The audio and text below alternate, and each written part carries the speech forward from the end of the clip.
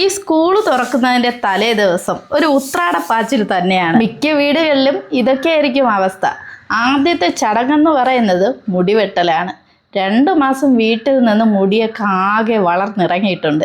ഇവന് മുടി വെട്ടുന്ന കാര്യം കുറച്ച് പാടാണ്. ഏകദേശം 1 മണിക്കൂറെങ്കിലും ഇവന് മുടി വെട്ടാനായിട്ട്. സത്യം പറയാലോ, ആ ഹെയർ സലൂണിൽ നിന്ന് പയ്യൻ ക്ഷമയുടെ നെല്ലിപ്പലക കണ്ടു. അത്രയും പാടുപെട്ടാണ് ഇവനെ മുടി വെട്ടിയത്. ഒരിക്കലും അടങ്ങിയിരിക്കത്തില്ല.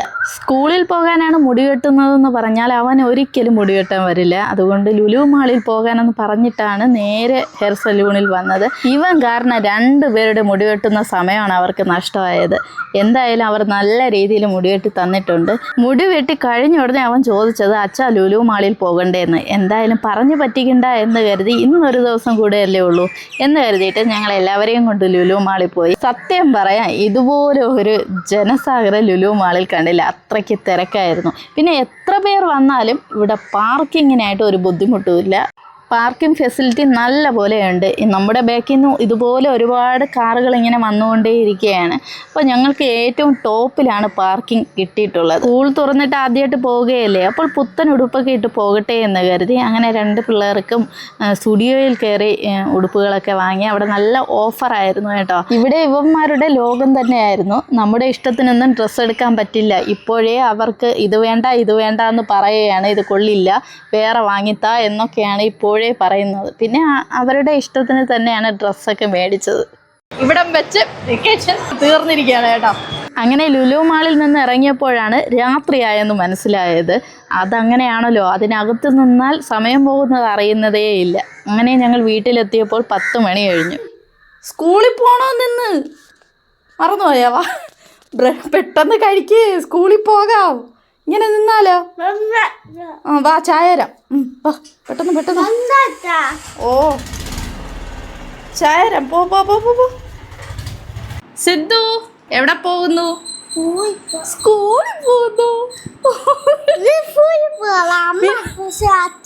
ഇല്ല, അമ്മയും അച്ഛനും വരില്ല. ഇന്ന് സിദ്ധു പോവും. വരാം. അമ്മയും അച്ഛനും ഇന്ന് സ്കൂളിൽ വരും. ഫ്രണ്ട്സിനെ ഒന്ന് കാണണ്ടേ?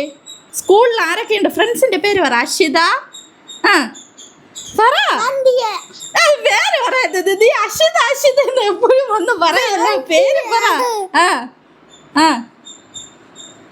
അങ്ങനെ സ്കൂളിലേക്ക് പോകുന്നതിന് മുന്നോടിയായിട്ടുള്ള ഒരു യുദ്ധം ഇവിടെ കഴിഞ്ഞിട്ടുണ്ട്. സ്കൂളിൽ പോകാൻ ഇറങ്ങിയപ്പോൾ അങ്ങ് വിഷമമായി കേട്ടോ. കണ്ടപ്പോൾ എനിക്ക് സങ്കടമായി.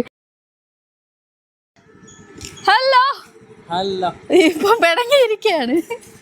സ്കൂളിൽ പോകാനുള്ള ബുദ്ധിമുട്ട് അതിലേറെ നമുക്ക് ഭയങ്കര പ്രശ്നമാണ്. അപ്പോൾ എന്തായാലും നമുക്ക് സ്കൂളിൽ പോയേ പറ്റത്തുള്ളൂ. അതുകൊണ്ട് സ്കൂളിൽ പോകുന്നതൊക്കെ ഭയങ്കര ദുരിതമാണെന്ന് തോന്നുന്നത് കണ്ടിട്ട്.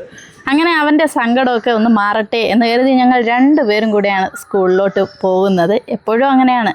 പ്രവേശനോത്സവത്തിന് ഞങ്ങൾ 2 പേരും കാണും. സ്കൂളിലെത്തി അവൻ്റെ കൂട്ടുകാരെയൊക്കെ കണ്ടപ്പോൾ പിന്നെ അവൻ്റെ മുഖത്ത് പുഞ്ചിരി വന്നിട്ടുണ്ട് കേട്ടോ. ആ സങ്കടമൊക്കെ അങ്ങ് മാറി. നാളെ വരാം, എല്ലാവർക്കും ടാറ്റയൊക്കെ പറഞ്ഞാണ് സ്കൂളിൽ നിന്ന് ഇറങ്ങിയത്. 2 മാസം കൂട്ടുകാരെയൊക്കെ കാണാതെ കണ്ടപ്പോൾ എല്ലാവരുടെ മുഖത്തും ഒരു സന്തോഷം ഉണ്ടായിരുന്നു. ആരും കരഞ്ഞതൊന്നുമില്ല കേട്ടോ. എല്ലാവരും വളരെ ഹാപ്പി ആയിട്ടാണ് ഇരിക്കുന്നത് കണ്ടത്. Going back to school and welcome to the faith and prayer are the vitamins of the soul. Man cannot live in health without them. I invite our school choir for the prayer song. Things bright and beautiful, all creatures great and small, all things wise and wonderful, the good God made them all. He made them tiny wings, all things bright and beautiful, all creatures, the good God made them all.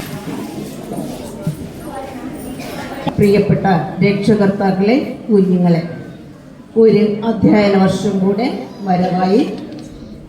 ഇന്ന് കേരളത്തിലെ എല്ലാ സ്കൂളുകളും പ്രവേശനോത്സവം നടത്തുന്ന ഈ വേദിയിൽ നമ്മുടെ സ്കൂളിലും ഇതിലേക്ക് എത്തിയിരിക്കുന്ന എല്ലാവർക്കും ഹാർദവമായ സ്വാഗതം.